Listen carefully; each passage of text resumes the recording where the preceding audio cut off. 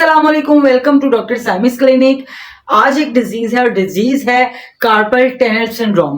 Carpel tunnel syndrome disease जो है ये रिलेट करती है हमारे हाथ की जितनी हड्डियां हैं, कार्पल्स हैं, इससे मुतल्लिक। इस वीडियो में कि कार्पल टनल सिंड्रोम क्या है, क्यों होती है, इसकी सिम्टम्स क्या हैं और इसको मैनेजमेंट कैसे किया जा सकता है। कार्पल्स ये हमारी कलाई है। अगर आपके हाथों की जो हड्डियां हैं ये दुखने लग गई हैं, इनमें जलन है, इनमें नमनेस है, इनको किसी चीज को होल्ड करने की पावर कम हो रही है, कोई चीज आप होल्ड करना चाहते हैं तो उसको होल्ड नहीं कर पाते हैं, कॉन्टिन्यूसली काम करने में आपको मुश्किलात का सामना करना पड़ रहा है, आपकी उंगलियां जो हैं वो उसकी जो ग्रिप है वो सही नहीं रही, तो हो सकता है आपको कार्पल टनल सिंड्रोम हो। कार्पल टनल सिंड्रोम को CTS भी कहा जाता है। अब सबसे पहले देखते हैं कि कार्पल टनल सिंड्रोम जो है इसके होने की वजूहात क्या है, इसको पैथोलॉजिकल एक ये सिम्टम्स हैं, इसको थोड़ा डिटेल से जानते हैं। हम लोगों के आर्म्स के अंदर से एक नर्व आती है, मेड्रियम नर्व आर्म से होती हुई यहां से हमारे टनल हाथ के टनल से यहाँ पे अल्लाह पाक ने 8 हड्डियां रखी हैं।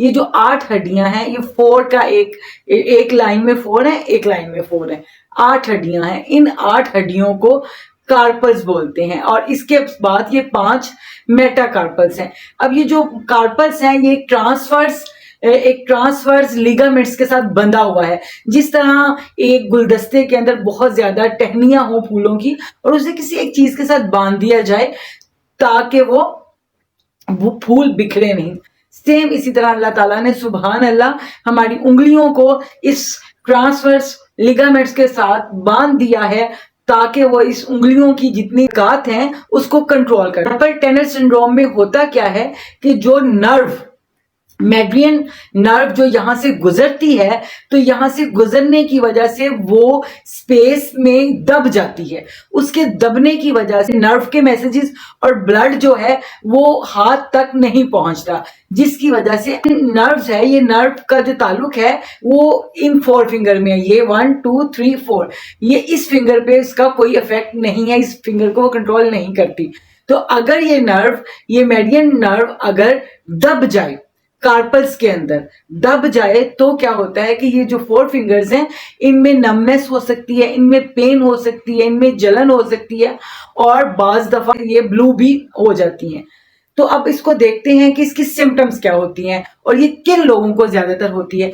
ऐसे लोग जिनका डेली रूटीन का काम हाथों से है, जैसे अगर आपका नेचर ऑफ जॉब जो है वो म्यूजिक इंस्ट्रूमेंट्स बजाना है, सारा दिन उन्हें उंगलियों पे म्यूजिक इंस्ट्रूमेंट बजाना है, तो कॉन्टिन्यूसली हरकत करने की वजह से भी आपके इसमें पेन हो सकती है।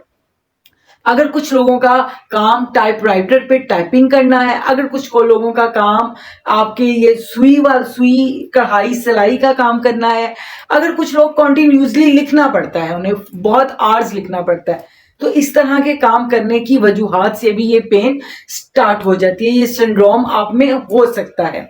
और बाज दफा क्या होता है कि आपको किसी इंजरी की सूरत में, एक्सीडेंट की सूरत में, बार बार गिरने की वजह से, चोट लगने की वजह से भी ये सिंड्रोम हो सकता है। और बाज दफा ये इनहेरिटेडली भी इस तरह होता है कि आपकी कलाई की बनावट, जिस तरह ये मेरी कलाई की बनावट बड़ी पतली सी है, आगे से मेरी बेटी की भी पतली सी है, मेरी मामा की भी पतली सी थी, तो ये जरा नाजुक सी कलाइयों में आती है ना, तो अगर चौड़ी हो, कुछ लोगों की जो बनावट है वो चौड़ी होती है, वो चौड़ी CTS सिंड्रोम जो है वो बहुत कम होता है, लेकिन अगर इसकी बनावट इस तरह पतली सी होगी तो CTS सिंड्रोम होने के चांसेस बहुत ज्यादा होंगे। अब सबसे पहले हम देखते हैं कि इसकी मैनेजमेंट क्या है। इसकी मैनेजमेंट यही है कि इसमें जो आप अपने हाथों का काम करते हैं उसमें थोड़ा अपने हाथ को रेस्ट दिया जाए, तो ग्रेजुअली ये पेन्स जो है वो ठीक होने लगती है। लेकिन इसकी सर्जरी भी की जाती है। सर्जरी जो होती है उस सर्जरी में यहाँ के जो लिगामेंट्स हैं उनको रिलीज कर दिया जाता है। सर्जरी से ये लिगामेंट्स को, कार्पल्स के लिगामेंट्स को काट दिया जाता है, वो रिलैक्स होती है। रिलैक्स होने की वजह से जो पेन जा रही थी और जो नमनेस थी वो खत्म होने लगती है। तो एक तो इसका जो मैनेजमेंट है वो ये है कि आपने रेस्ट में रखना है बाजू को, हाथ को। दूसरा, आपने इसकी मिसाज जरूर करनी है। इसको मिसाज के साथ, इसको ये नहीं कि आपने बस रख ही देना है, छोड़ ही देना है, तो बिल्कुल ये डल हो जाएंगे। इसकी मिसाज जरूर करनी है, हल्की फुल्की एक्सरसाइज करनी है।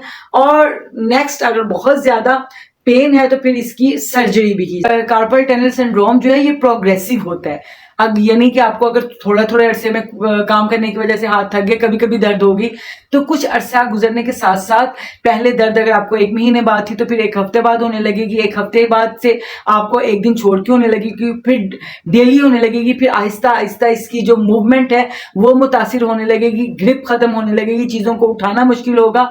और एक वक्त ऐसा भी आ सकता है, अल्लाह रहम करे, कि ये इसका कंप्लीटली डिसऑर्डर हो जाए, ये हाथ बिल्कुल काम करना छोड़ दे। ऐसी कंडीशन भी होती है क्योंकि ये सिंड्रोम जो है ये प्रोग्रेसिव है। इसमें होम्योपैथी क्या काम करती है कि अगर आपको ओल्ड एज में ऐसा हो रहा है कि आपके हाथ ठंडे हो रहे हैं, उसके अंदर नमनेस है, उसके अंदर ट्रिम्बलिंग है और किसी भी चीज को होल्ड करना मुश्किल हो रहा है, तो जिस मेडिसिन के इफेक्ट मैंने बहुत अच्छे देखे वो है कॉस्टिकम।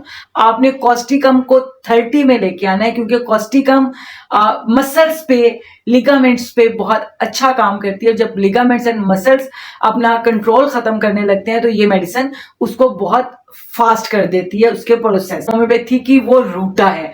रूटा ऐसे पेशेंट को दिए जाती है जिनकी कलाई में पेन बहुत ज्यादा होती है और जिनका हाथ का यूज बहुत ज्यादा होता है, जो अपने हाथ से कुछ कटिंग करते हैं, अपने हाथ से कुछ स्विंग करते हैं, अपने हाथ से कुछ टाइपिंग करते हैं, म्यूजिक इंस्ट्रूमेंट चलाते हैं, जिनके हाथ बहुत ज्यादा यूज होने की वजह से, या जिनको कभी दर्द हुई या कभी सर्जरी हुई या कोई फ्रैक्चर हुआ, उस फ्रैक्चर की काफी अरसे बाद दोबारा से दर्द शुरू हो जाए, तो रूटा बहुत अच्छा काम करती है। नेक्स्ट इसमें जो काम करती है, जो मेडिसिन बहुत अच्छा काम करती है वो है Bellis perennis. Bellis perennis carpal tunnel syndrome में बहुत अच्छा काम करती है।